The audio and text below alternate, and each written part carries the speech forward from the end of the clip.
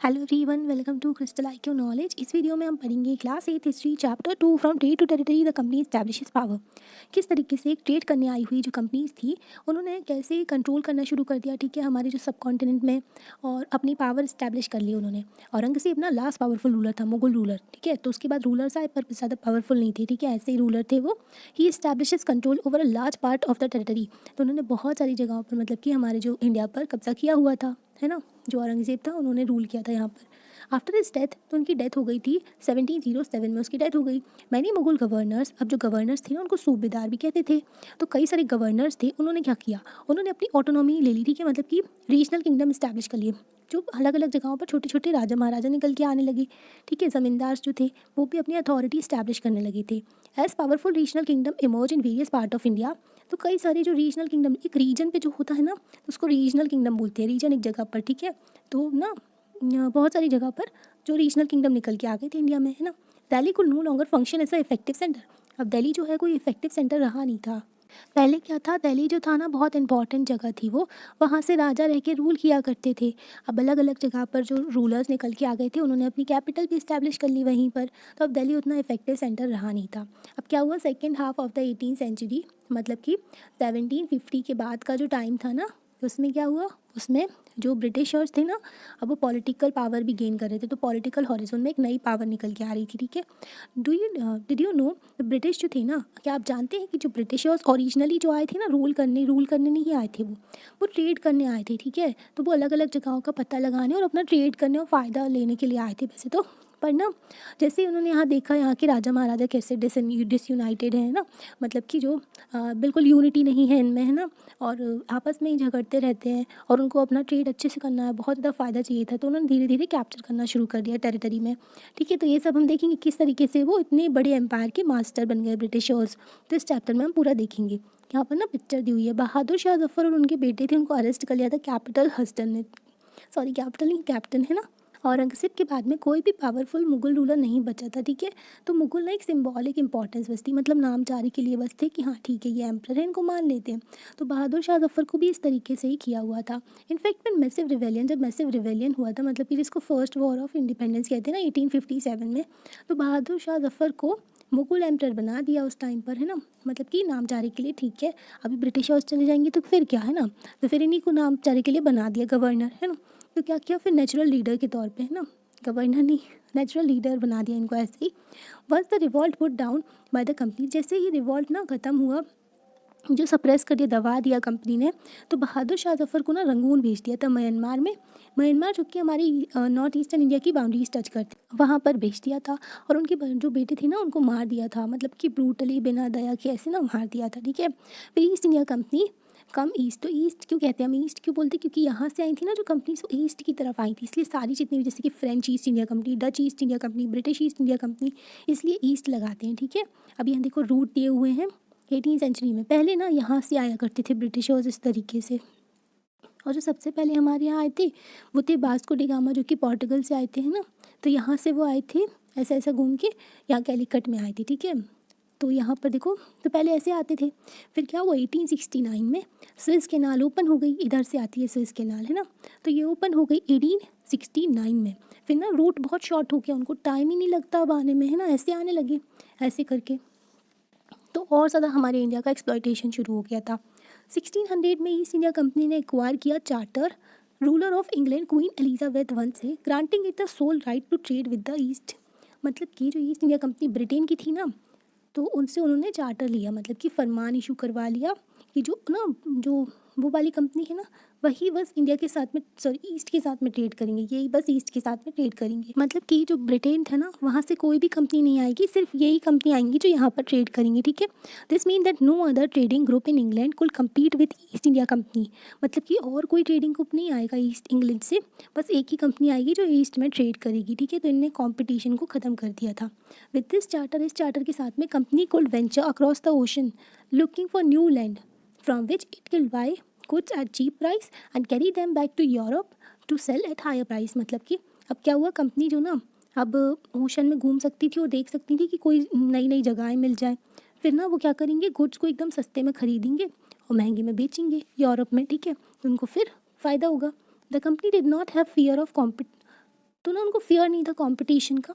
Other English trading companies थे, मतलब कि इंग्लैंड की जो ट्रेडिंग कंपनीज थी उनसे उनको फियर नहीं था। इंग्लैंड में ना कई सारी कंपनीज होंगी, पर जो वहाँ से जो ट्रेड कर सकती थी सिर्फ एक ही कंपनी थी, तो उनको कंपटीशन का फेयर नहीं था। मर्केंटाइल क्या होता है? मर्केंटाइल बिजनेस होता है, बिजनेस एंटरप्राइज होती है जो कि ना क्या करती है, प्रॉफिट कमाते हैं, वो प्रॉफिट करते हैं अपना, जब ना गुड्स को सस्ते में खरीदते हैं और महंगे में बेचते हैं, ठीक है। तो ये होता है। ट्रेडिंग कंपनीज जो थी in those days made profit primarily bye excluding competition. तो उस टाइम पर क्या होता है, ट्रेडिंग कंपनीज क्या करती थी, वो ना अपने कंपटीशन को ही ख़त्म कर देना चाहती थी ताकि उनका बस फ़ायदा हो। Buy cheap and sell dear, ठीक है, तो उनका ये फंडा था। The royal charter however could not prevent other European countries from entering the eastern market. ठीक है, अब देखो इंग्लैंड से तो नहीं आएंगी कंपनीज, अदर एक ही कंपनी आएगी ट्रेड करने को, पर और भी यूरोपियन कंट्रीज तो है, इतना सारा, इतना बड़ा यूरोप है ना, तो उसमें से कंपनीज आई थी, फ्रेंच आई थी, डच आई थी, वो भी आ रहे थे ट्रेड करने के लिए, है ना। By the time the first English ships sailed down west coast of Africa around the Cape of Good Hope and crossed the Indian Ocean, Portuguese जो थे ना सबसे पहले आए थे हमारे यहाँ, है ना, वेस्टर्न कोस्ट ऑफ इंडिया पे आए थे और उन्होंने अपना गोवा पे कंट्रोल किया था।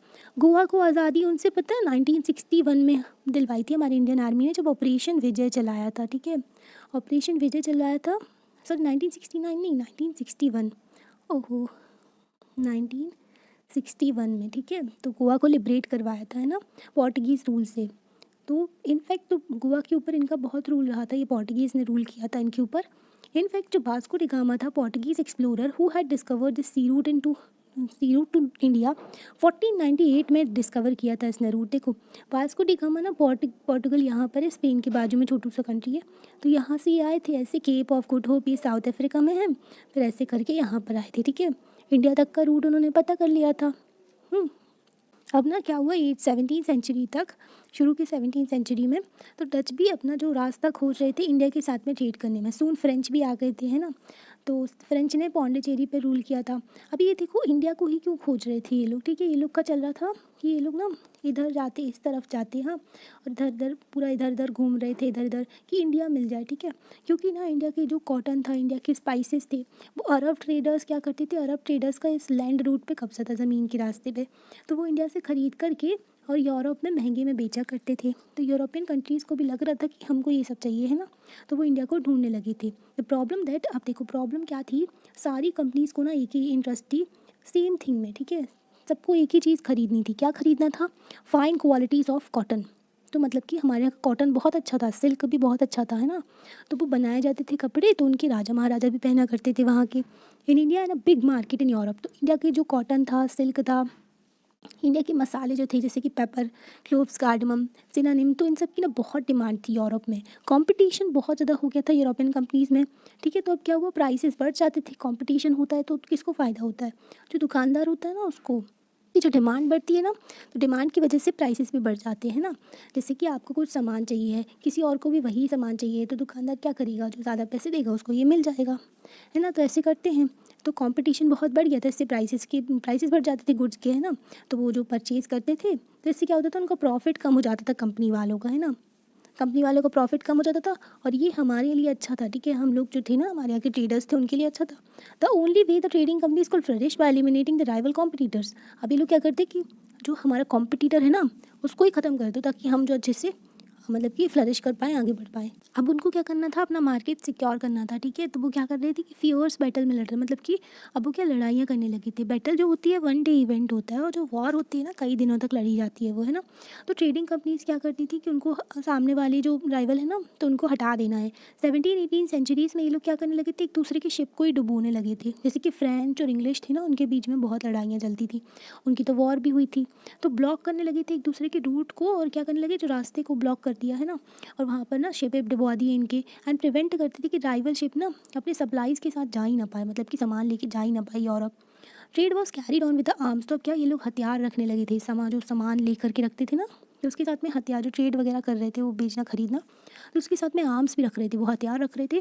ट्रेडिंग पोस्ट को प्रोटेक्ट करते थे, जो दीवारें बना के, बड़ी बड़ी दीवारें बनाते थे, किले बना देते थे, ठीक है, अपने ट्रेडिंग पोस्ट को प्रोटेक्ट करने के लिए, जहाँ पर ट्रेड मतलब उनका सामान वगैरह रखा है। This effort to fortify settlement and carry on profitable trade also led to intense conflict with local rulers.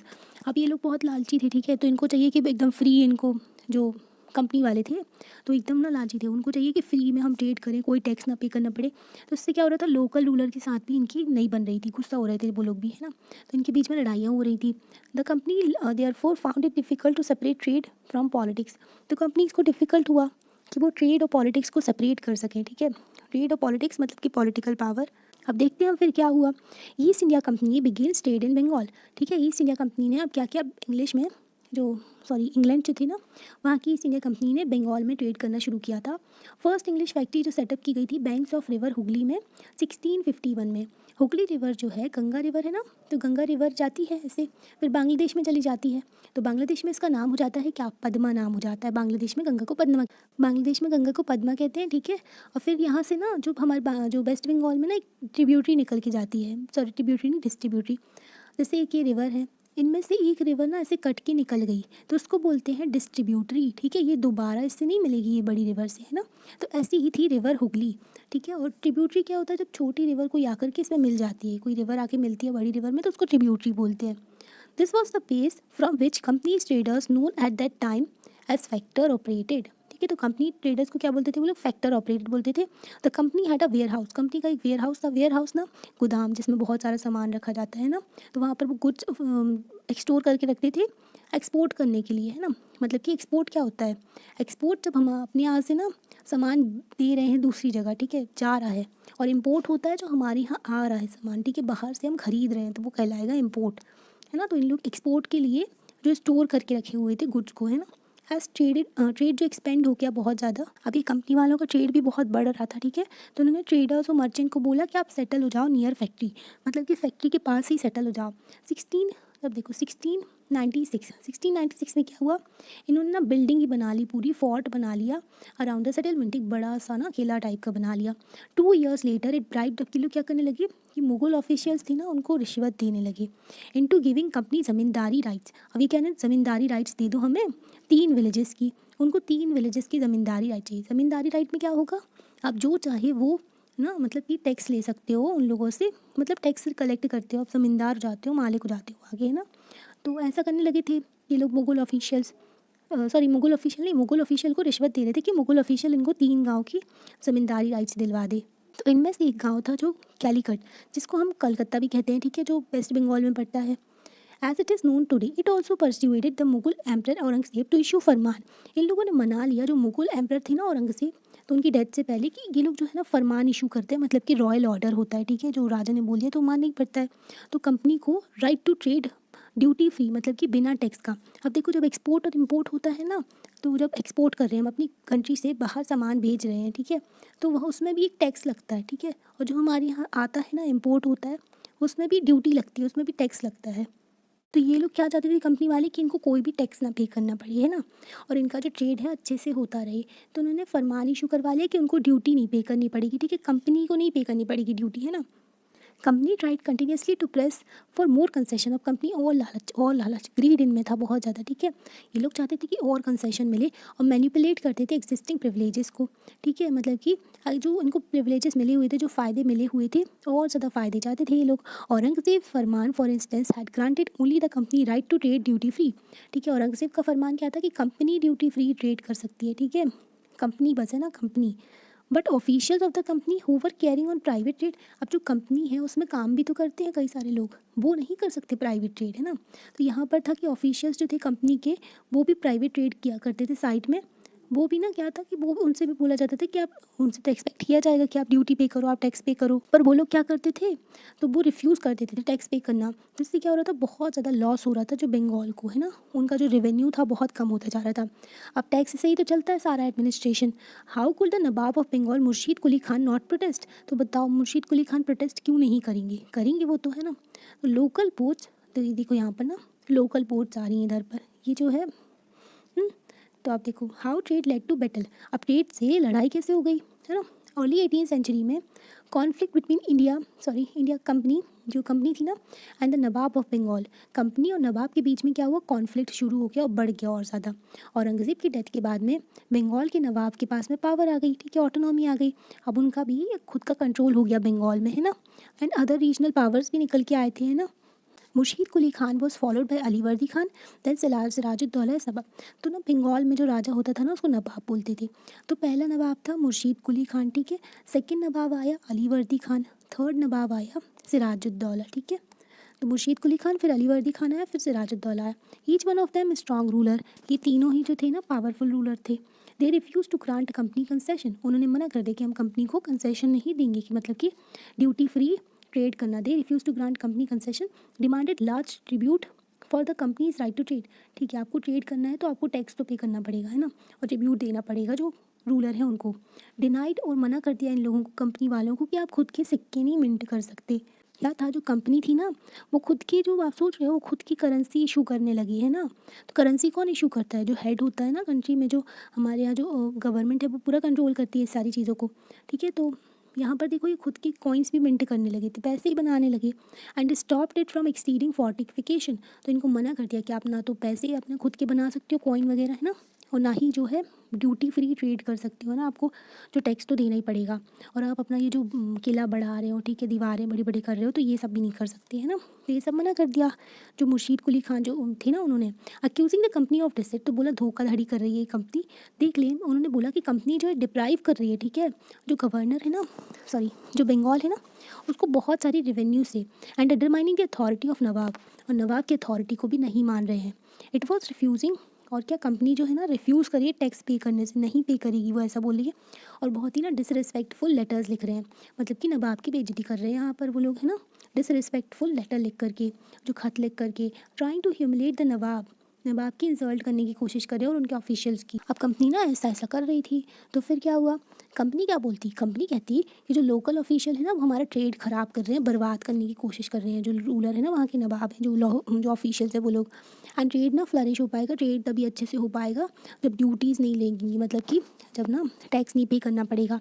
It was also convince that to expand trade, और एक्सपेंड करने के लिए ट्रेड को हमें सेटलमेंट भी बढ़ाना ज़रूरी है, और जगह पे कब्जा करना है, ठीक है, और किले बनाने हैं बहुत सारे, है ना। तो उन्होंने ये बोला हमको और विलेज खरीदने पड़ेंगे और बिल्ड करने पड़ेंगे फोर्ट। तो कंपनी ये बोलती, तब क्या हुआ, कंपनी और जो नवाब थी ना उनके बीच में लड़ाई होने लगी। और फिर क्या हुआ, जो एंड में बैटल ऑफ प्लासी हो गई, ठीक है, बैटल हो गई। यहाँ पर देखो बैटल ऑफ प्लासी ना 1756 में अली वर्दी खान डाइट, तो अली वर्दी खान की डेथ हो गई। Sirajuddaulah became the nawab of Bengal, सबसे पहले कौन था, मुर्शीद कुली खान था। मुर्शीद कुली खान के बाद में अली वर्दी खान जो रूलर बना वहाँ का, ठीक है, नवाब। अली वर्दी खान के बाद में सिराजुद्दौला बना, ठीक है। तो सिराजुद्दौला अब नवाब बन गया बंगाल का। The company was worried, company बहुत परेशान थी कि अब क्या होगा, है ना। उनको चाहिए एक पपेट रूलर। पपेट रूलर, जो पपेट होता है ना कठपुतली, जैसा हम उसको कहें वैसा ही वो करे। तो कंपनी को ऐसा रूलर चाहिए था, ठीक है, जिसको कंट्रोल कर सके वो। हु वुड विलिंगली, जो इनको ना पपेट रूलर चाहिए था जो कि इनको ट्रेड करने दे बिल्कुल विलिंगली ना, मतलब उनको ना ऐसा रूलर चाहिए था जो कि ट्रेड करने दे बिना उसके टैक्स वगैरह के, और सारे फ़ायदे दे इनको। तो इन्होंने हेल्प किया जो सो इट ट्राई, तो उन्होंने कोशिश की through without success to help one Sirajuddaulah rival. Sirajuddaulah की और भी राइवल्स ना, आप देखो एक राजा है ना उससे कई सारे दुश्मन होते हैं कि हमको भी राजा बनना है, उनको भी ऐसी चाहत होती है, ठीक है। तो जो सिराजुद्दौला का राइवल था नवाब, उसको बोला कि हम तुमको नवाब बना देंगे, ठीक है। एंड इन्फीरियरेटेड सिराजुद्दौला आज कंपनी, तो जो सिराजुद्दौला था ना उन्होंने कंपनी से बोला कि तुम ये बंद करो, ये सब है ना पॉलिटिकल अफेयर में इंटरफेयर करना हमारे, ठीक है, हमारे जो राज्य पार्ट में बोलना, स्टॉप करो अपना, ये फोर्टिफिकेशन नहीं करने देंगे तुमको, ये जो किला वगैरह तुम बना रहे हो, है ना, और रेवेन्यू भी पे नहीं करी, मतलब तुम पे करो रेवेन्यू, है ना, जो रेवेन्यू पे नहीं करते हो ना वो पे करो, हमको टैक्स दो। आफ्टर नेगोशिएशन फेल, तो इनकी बातचीत बर्बाद हो गई, फेल हो गई, है ना। तो नवाब ने क्या किया, 30,000 सोल्जर लेकर के गया अपना, 30,000 सोल्जर लेकर के इंग्लिश फैक्ट्री ना कासिम बाज़ार में थी, तो उसको ना कैप्चर कर लिया, ठीक है, बंद कर लिया जो कंपनी के ऑफिशियल्स थे, और फैक्ट्री क्लोज करवा दी, और लॉक्ड कर दिया जो उनके वेयर हाउस थे, जो कि गोदाम थे, और डिसआर्म कर दिया, सारे हथियार भी छीन लिए जो इंग्लिश मैन थे ना उनको, मतलब ऐसे ही पागल बना दिया सबको। अनब्लॉक कर दिया, जो इंग्लिश शिप थे वो भी नहीं आ सकते। और फिर क्या हुआ, वो कैलकटा गए एंड टू इस्टेब्लिश कंट्रोल कर लिया जो कंपनी का फोर्ट था ना वहाँ पर भी। तो सिराजुद्दौला ने तो अपना काम कर दिया। अब देखो, on hearing the news fall of Calcutta, तो ना अब ये न्यूज़ किसके पास में गई, जो कंपनी ऑफिशियल मद्रास में थी, मद्रास जो कि तमिलनाडु में है ना, वहाँ पर गए वो लोग, उनकी न्यूज़ गई यहाँ पर कि उन्होंने क्या किया, send forces under the command of Robert Clive. तो रॉबर्ट क्लाइव के अंदर उन्होंने फोर्सेस सेंड की, ठीक है, रीइंफोर्स्ड बाय जो नावल फ्लीट थी ना, तो पानी के थ्रू भी गई थी। प्रोलॉन्ग नेगोशिएशन, तो लंबी बातचीत के बाद में नवाब ने विद नवाब फॉलोड, तो बातचीत हुई पर फेल हो गई थी। 1757 में रॉबर्ट क्लाइव ने क्या किया, कंपनी की आर्मी भेज दी अगेंस्ट सिराजुद्दौला। अब देखो कंपनी वाले तो ऑलरेडी वो हथियार रखा करते थे ना, क्योंकि उनके ट्रेड जो राइवल कंपनी थी उसको ख़त्म करना था, है ना, उनके ऊपर अटैक करते थे। अब उन्हीं हथियारों से इन्होंने सिराजुद्दौला के ऊपर अटैक कर दिया, है ना, कंपनीज आर्मी अगेंस्ट सिराजुद्दौला। अब यहाँ देखो प्लाश, जो बैटल ऑफ प्लाशी बोला गया है ना, तो प्लासी क्यों बोला, एक पलाश ना, इसका जो प्रोनाउंसिएशन होता है ना पलाशी होता है। प्लेस डिराइव इट्स नेम, तो पलाशी एक जगह है जिसका नाम निकला है पलाश ट्री से। पलाश एक ना ट्री है, ठीक है, पेड़ है, जिससे रेड फ्लावर्स होते हैं, उससे गुलाल बनाई जाती है जो होली में खेलते हैं, है ना, तो वो वाली। अभी मेन रीज़न क्या था नवाब की डिफीट का, सिराजुद्दौला हार गए थे। क्यों, क्योंकि जो उनका मीर जाफ़र था ना उसने गद्दारी कर दी थी। मीर जाफ़र जो था ना उनका कमांडर था, है ना, तो वो ना लड़ा ही नहीं, मतलब कि सिराजुद्दौला को एंड टाइम पर उसने धोखा दे दिया, वो फाइट ही नहीं किया, क्योंकि एक लाइव ने उसको बोला था कि हम तुमको ना नवाब बना देंगे सिराजुद्दौला को ख़त्म करने के बाद, है ना। द बैटल ऑफ प्लासी ना फेमस है बहुत ज़्यादा, major victory of the company born in India. अब ये लोग देखो ना वो भी करते थे, डिवाइड एंड रूल की पॉलिसी भी खेलते थे। अभी 1757 में हुई थी बैटल ऑफ प्लासी, ये जीत गए। अब 1857 में फर्स्ट वॉर ऑफ इंडिपेंडेंस कहते हैं, ठीक है, तो ये 100 साल का रूल हो गया। 1857 से फिर डायरेक्टली जो ब्रिटेन के जो पार्लियामेंट थी ना, जो उनके रूलर थे वो रूल करने लगे थे 1947 तक, तो इसको बोलते हैं 200 साल तक का रूल, है ना, ठीक है। अभी देखो यहाँ पर ना पिक्चर दी हुई है, ये लोग बैठ करके मीटिंग कर रहे हैं, ठीक है। अभी ये देखो सिराजुद्दौला की पिक्चर दी हुई है ना। अभी यहाँ पर ना ये लेटर वगैरह भी हुआ करता था, सोर्सेज है उनसे भी पता चलता है, जैसे कि टेरिटोरियल एम्बिशन थे मर्केंटाइल ईस्ट इंडिया कंपनी की कि हम बहुत सारी जगह मिल जाए, ठीक है, फिर वहाँ पर ये लोग अच्छे से ट्रेड कर पाएँ। तो रॉबर्ट क्लाइव का भी ये सब जो ना वो बैटल के बाद में लेटर लिखते हैं उनको, तो ये सोर्स है इनसे पता चलता है। अब क्या हुआ था कि आफ्टर डिफीटेड बैटल, तो प्लासी में ना हार गए सिराजुद्दौला, तो उनको ख़त्म कर दिया गया। जब कोई बड़ी पर्सनैलिटी का जो ना कोई मार देता है उनको, तो असैसिनेशन कहते हैं, ठीक है। जैसे कि महात्मा गांधी का असैसिनेशन हुआ था, राजीव गांधी का, तो उस तरीके से असैसिनेशन कहते हैं ना, तो असैसिनेटेड कर दिया था इनको। मीर जाफ़र को बना दिया, मीर जाफ़र वही जिसने उनके साथ में गद्दारी की, उनका कमांडर था। द कंपनी, अब कंपनी क्या चाहती थी कि उनको ना जो रिस्पॉन्सिबिलिटी नहीं लेना चाहती थी वो एडमिनिस्ट्रेशन की, ठीक है, वो बस चाहते थे कि उनको जो ना ट्रेड बहुत अच्छा रहे, मतलब कि ड्यूटी फ्री वो टैक्स करें, ट्रेड करें, है ना। If this could be done without conquest, बिना जीते भी अगर ये होता है एक्सपेंशन, हमारा ट्रेड अच्छे से चलता है, तो ठीक है, एक्सप्लॉयटेशन कर लेंगे हम। मतलब कंपनी कह रही थी कि हमको एक्सप्लॉयटेशन अच्छे से करना है, हमको ट्रेड पूरा फ़ायदा अपना चाहिए, किसी और का फ़ायदा नहीं हो सकता, और उसके लिए अगर हमें ना जीते तो भी ठीक है, मतलब कि ऑटोमेटिकली तो उनके इंटेंशन तो वही थे। Through the help of local rulers, तो उनकी ना लोकल रूलर्स की हेल्प की चाहिए थी उनको, who were willingly to grant privileges. अब जो लोकल रूलर हैं वो चाहते थे कि कंपनी क्या चाहती थी कि जो रूलर है ना वो उनको बहुत सारे प्रिविलेजेस दे, कि वो ना उनको टेरिटरी पर कब्जा नहीं कर लेंगे, वो बस उनको प्रिविलेजेस चाहिए, सारे फ़ायदे चाहिए, ताकि कंपनी का ट्रेड अच्छे से हो सके। So the company discovered that this was rather difficult, तो कंपनी को लगा ये तो डिफिकल्ट होगा कि ट्रेड हम एडमिनिस्ट्रेशन नहीं कर रहे हैं, पर जो नवाब है ना, जो भी राजा है वहाँ का, वो हमको ऐसे ड्यूटी फ्री ट्रेड नहीं करने देगा। जो पपेट नवाब वो चाहते थे ना, वो हेल्पफुल नहीं था कंपनी के लिए, मतलब कि वो पपेट नवाब अपने हिसाब से चलने लगा था। After all they had to maintain a basic appearance of dignity and sovereignty if they wanted respect from their subject.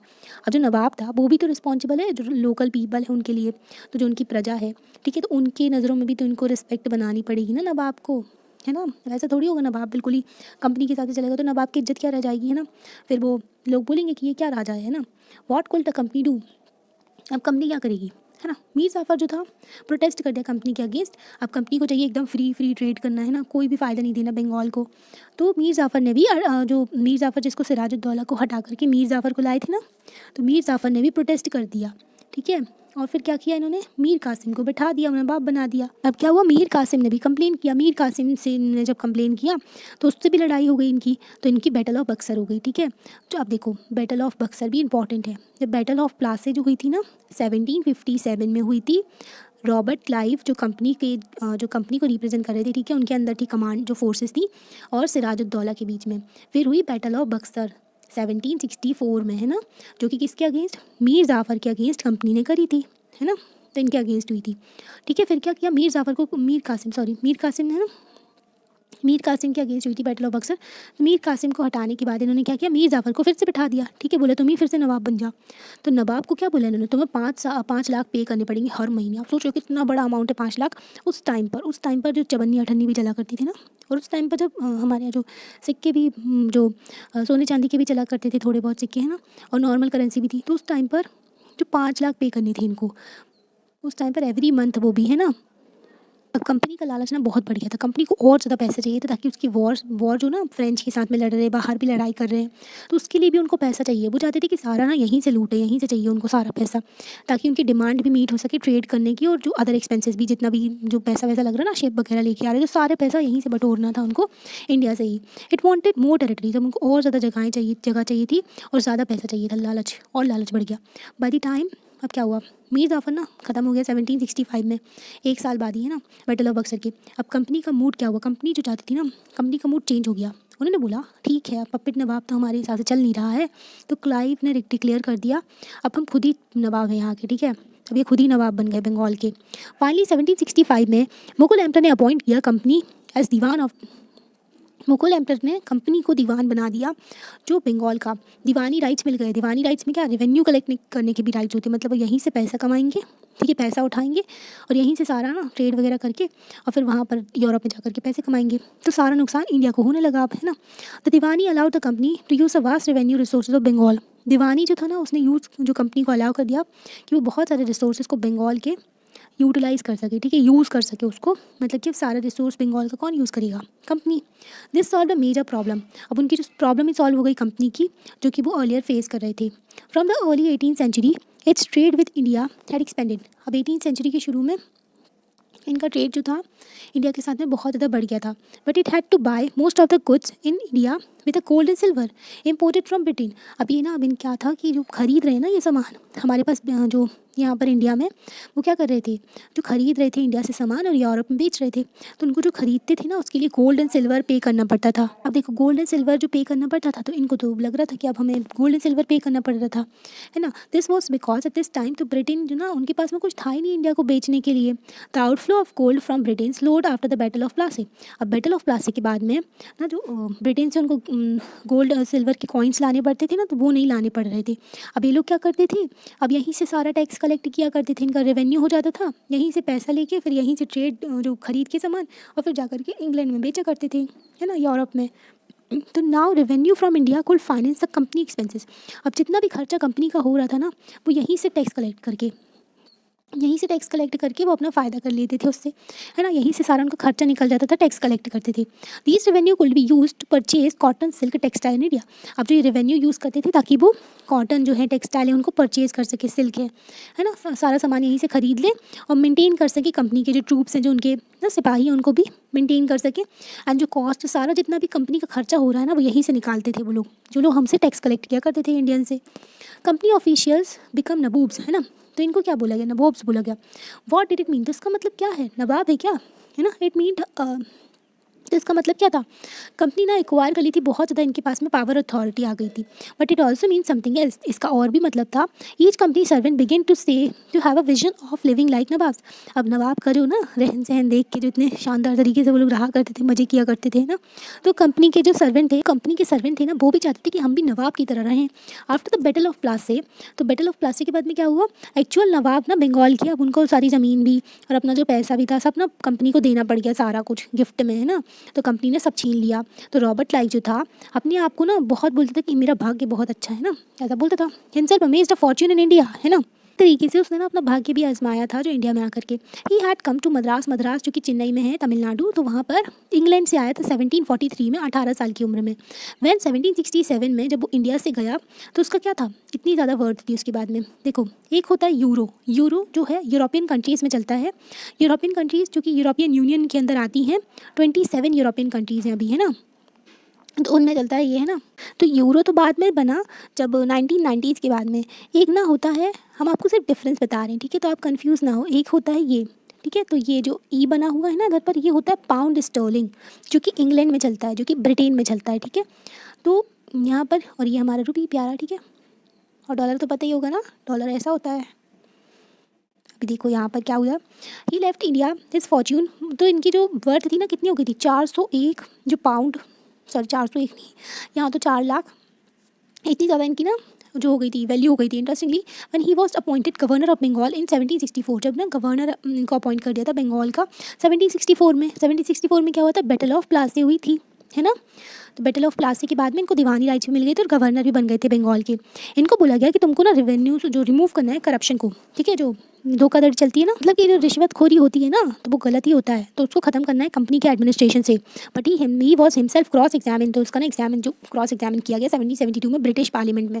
British parliament में उसको बुलाया, ठीक है, उसको जो ना सस्पिशियस बहुत ज़्यादा जो शक की निगाहों से देखा गया कि उसके पास में इतनी सारी वर्स्ट वेल्थ, ठीक है, फिर क्या हुआ, उसके पास में बहुत ज़्यादा वेल्थ थी ना, इसलिए उसको ऐसी निगाह से देख रहे थे। इसको ना फिर ठीक है, फिर इक्वेटेड कर दिया गया, बरी कर दिया गया, ठीक है तुम चले जाओ, फिर ना माफ़ को मतलब कि जो कहते हैं ना कि बरी कर देते हैं बाइज्जत बरी, तो वही कर दिया, इक्वेटेड कर दिया गया। ही कमिटेड सुसाइड, पर उनको बहुत ह्यूमिलेटिंग फील हुआ ये सब, ठीक है, जो लाइव थे उन्होंने सुसाइड कर लिया। अब देख लो ऐसे थे। However not only company official succeeded in making money like Clive, जो कंपनी के ऑफिशियल्स थे वो कम जो ना क्लाइव की तरह तो मनी नहीं बना पाए थे, पर बहुत सारे जो थे ना, many died on early death, तो बहुत सारे लोगों की तो जो कंपनी से आए थे ना, तो उनकी डेथ भी हो गई थी इंडिया में ड्यू टू डिसीजेस, क्योंकि हमारे यहाँ डिसीजेस भी फैलते थे ना, तो उसकी वजह से उनकी डेथ भी हो गई थी, और उनका इम्यून सिस्टम भी कमज़ोर था ना। And war and it would not be right to regard all of them corrupt, तो सभी को करप्ट बोलना भी सही नहीं है, क्योंकि कुछ अच्छे भी थे और कुछ मतलब कि करप्ट डिसऑनेस्ट, सभी को बोलना नहीं चाहिए, कुछ उनमें से ठीक भी थे। Money of them came from humble background, कुछ लोग जो थे हम्बल बैकग्राउंड से आए थे। Many of them came from the humble background, their uppermost desire से, उनकी ना एक ही इच्छा थी कि वो ना पैसे कमा लें अच्छे से इंडिया से और ब्रिटेन में जा कर के अच्छे से कंफर्टेबल लाइफ जिए। दोज हु मैनेज, और जो भी ना अच्छे से पैसे कमा के फिर जाता था ब्रिटिश में और फिर अच्छे से लाइफ जीना चाहता था, और जो ये कर पाता था, तो वो ना क्या करते थे, उसको ना जो यहाँ पर नबूब्स बोला करते थे, ठीक है, नबूब बोला करते थे। एंड उनको ना एंग्लिशाइज्ड वर्जन ऑफ इंडियन वर्ड नवाब, तो उनसे नवाब जैसे कि सिपाही, सिपाही को सिपाही है ना, तो ऐसे ही उनका ना नवाब जो भी है उसका प्रोनाउंसिएशन, तो वही बोला करते थे ये लोग, ठीक है। They were often seen as upstart and social climbers in British society. And उनका ना मजाक भी उड़ाया था बहुत ज़्यादा, जो कार्टून वगैरह बना करके, जो यहाँ से जो पैसे कमा के जो ना नवाब की तरह रहने की कोशिश करते थे, ठीक है। तो इतना ना चैप्टर हो गया है, आगे का चैप्टर ना हम सेकेंड पार्ट में कंप्लीट करा देंगे, ठीक है। तो आपको कैसा लगता है आप लाइक करके बता सकते हैं, और चैनल को सब्सक्राइब भी कर सकते हो, कमेंट करके बता सकते हैं कैसा लगा आपको, है ना। Thank you.